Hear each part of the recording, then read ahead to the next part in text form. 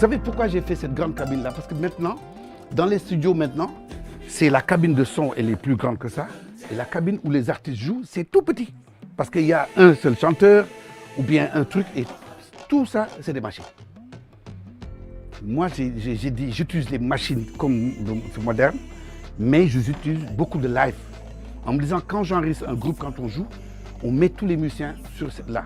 Nous, par exemple, avec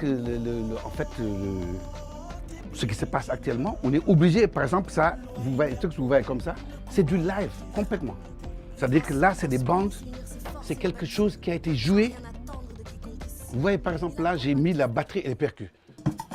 Le batteur qui joue, ça a été enregistré à Berlin en 1977. Non, c'est live, c'est pas samplé, c'est les bandes en fait. Ce qu'on a fait, on a numérisé la bande. À Paris, c'était assez compliqué. Vous avez toutes les coupures que vous voyez là, parce que le morceau était hyper long. Parce que nous, quand on faisait des concerts, quand les albums, les morceaux duraient 8 minutes. Maintenant, vous faites un morceau de 8 minutes, à la radio, ils ne le mettent pas. Tu es d'accord avec moi? Ils ne le mettent plus. Mais c'est bien pour danser et tout, donc on est obligé de couper. Et par exemple, ce que vous voyez, le batteur, le guitariste qui joue, c'est un guitariste, un jeune qui est à l'âge de notre enfant. Parce qu'il est né devant nous, quoi, le guitariste qui joue là. Donc on a mis des bandes de base. Et quand vous entendez, même les cuivres, c'est des cuivres qui sonnent. Par exemple, moi je mets la fin du morceau en fait. Ça c'est des sons de...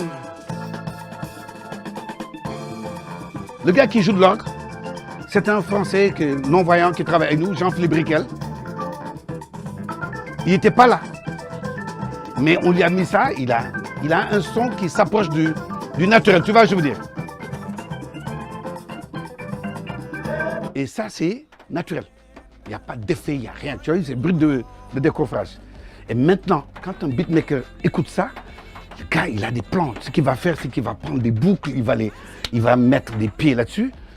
Les jeunes vont le consommer avec notre approche. Nous, ce qu'on veut, en fait, on est en train de travailler avec quelqu'un, de ne pas dénaturer ça et de ramener le modernisme là-dessus.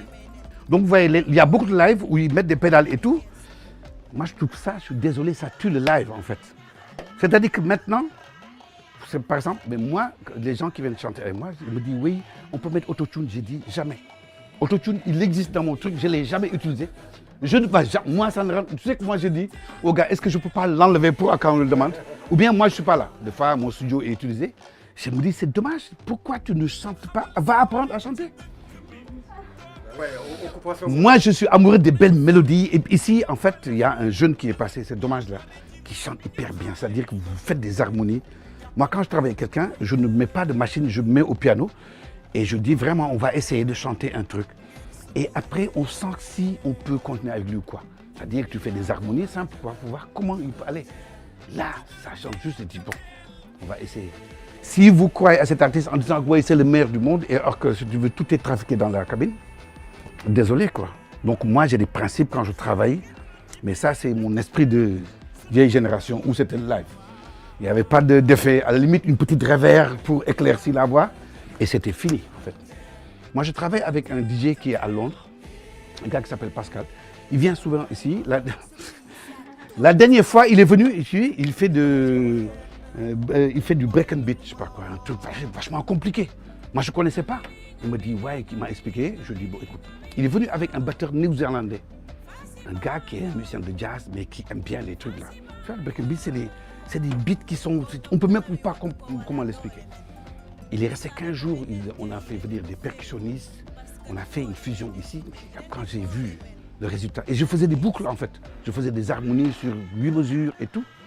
Il a monté ça chez lui. Et quand j'ai écouté, j'ai l'impression que j'ai joué 4 heures de temps.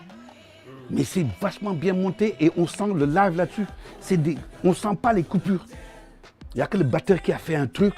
Les percussionnistes ont été découpés, moi, mes harmonies ont été découpées. Celle que j'ai faite à 8 mesures, il la prend, il la met un peu truc parce que... Et ça, moi, je trouve ça génial. Je me dis, là, je peux travailler. Donc, il vient, chaque album, je fais 2 ou 3 titres. Et j'aime cette expérience-là. Et ça fonctionne, en fait.